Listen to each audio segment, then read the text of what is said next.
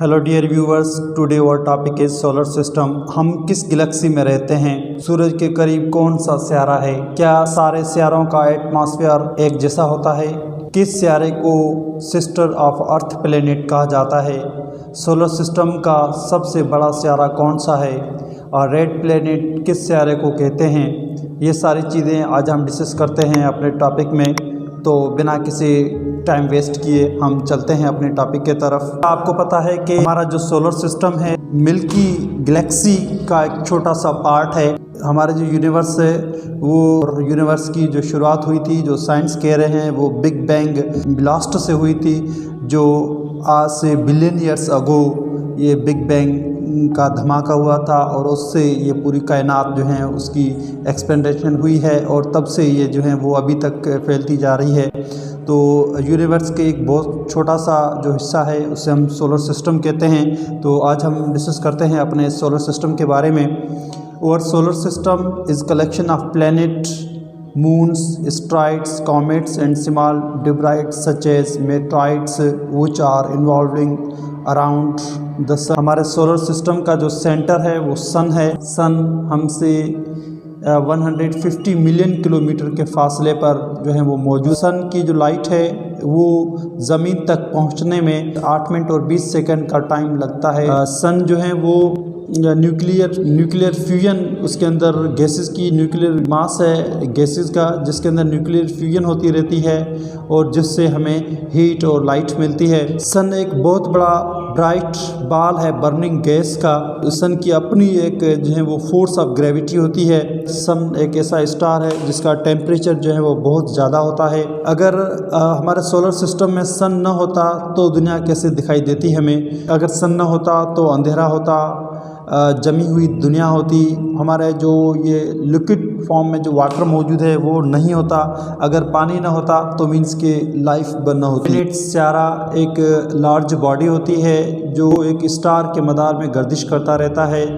इस सियारों की अपनी रोशनी नहीं होती, वो रिफ्लेक्ट करते हैं जिस स्टार से वो ऑर्बिट करते हैं, उससे उसका जो टेम्परेचर भी बहुत लो होता है। हमारा जो सोलर सिस्टम है उसमें से कौन से बड़े सियारे मौजूद हैं? जिसमें Mercury, Venus, Earth, Mars, Jupiter, Saturn, Uranus and Neptune, ये वो 8 प्लैनेट हैं जो सन के सराउंडिंग ऑर्बिट करते रहते हैं।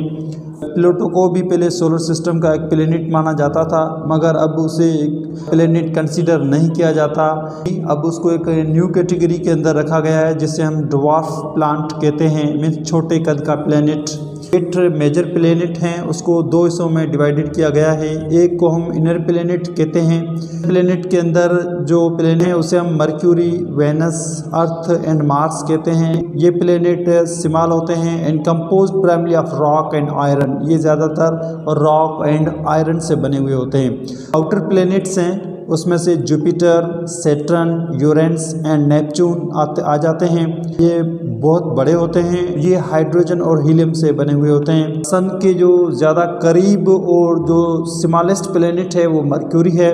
ये प्लैनेट आयरन का बना हुआ है, उसका कोई भी एटमॉस्फेयर नहीं होता। सैटेलाइट जिसे हम मून कहते हैं वो भी मर्क्यूरी का नहीं होता। वेनस जो प्लैनेट है वो अर्थ के बहुत ही करीब है, उसी अर्थ प्लैनेट का सिस्टर भी माना जाता है। वेनस है, उस पर वॉल्केनोज मौजूद होते हैं, माउंटेन्स मौजूद होते हैं, एंड मौजूद होती हैं। ज़मीन हमारी इस ग्लोब की तरह, अर्थ की तरह इसका कोई भी सैटेलाइट या मून नहीं होता है और इसको बहुत ही हॉटेस्ट प्लैनेट माना जाता है सोलर सिस्टम का। उसका जो एटमॉस्फेयर होता है वो ज़्यादातर कार्बन डाइऑक्साइड पर मुश्तमिल होता है और उसी वजह से यहाँ पर ज़्यादा से ज़्यादा ग्रीन हाउस जो अफेक्ट होते हैं वो यहाँ पर होते रहते हैं। अर्थ एक वो प्लैनेट है जहाँ पर ज़्यादा मिकदार में लिक्विड वाटर मौजूद है और अर्थ जो लाइफ है वो भी इस अर्थ पर ही मौजूद है। 30% अर्थ जो है वो कवर्ड विथ लैंड, ज़मीन पर मौजूद है, लैंड पर मौजूद है, जबकि 70% कवर्ड बाय ओशंस और 70% जो है उस पर जो ओशंस मौजूद है। अर्थ हैज़ 1 मून, अर्थ पर अर्थ का एक मून या एक सैटेलाइट होता है जिसे हम मून कहते हैं। मार्स को रेड प्लैनेट्स भी कहते हैं। इसके 2 सैटेलाइट होते हैं या 2 मून होते हैं और इसका जो एटमॉस्फेयर होता है वो भी कार्बन डाइऑक्साइड पर मुश्तमिल होता है। जुपिटर जो है वो सबसे लार्जेस्ट और बिगेस्ट प्लेनेट है सोलर सिस्टम का। यहाँ पर डिफरेंट जो है वो टाइप्स के क्लाउड्स जो है वो बनते रहते हैं and storms in the atmosphere, और बहुत ज़्यादा जो है वो स्टॉर्म्स तूफ़ान भी इसी जुपिटर पर आते हैं। वेरी कलरफुल प्लेनेट इसको माना जाता है सोलर सिस्टम का। इसको जो है वो गैस गेंट भी कहते हैं। तो ये सॉलिड सरफेस नहीं होता है, ये दलदल जैसा ये प्लेनेट पूरा होता है। इसके जो है वो 50 कंफर्म्ड मून या सैटेलाइट जो है वो कंफर्म किए गए हैं, और 12 जो मून है वो प्रोसेस ऑफ कंफर्मेशन में मौजूद है। सैटर्न सेकंड लार्जेस्ट प्लेनेट है सोलर सिस्टम का, फेमस है उसकी रिंग्स की वजह से। सैटर्न के 53 कंफर्म्ड मून हैं और 9 मून को है वो अभी नीड कंफर्मेशन।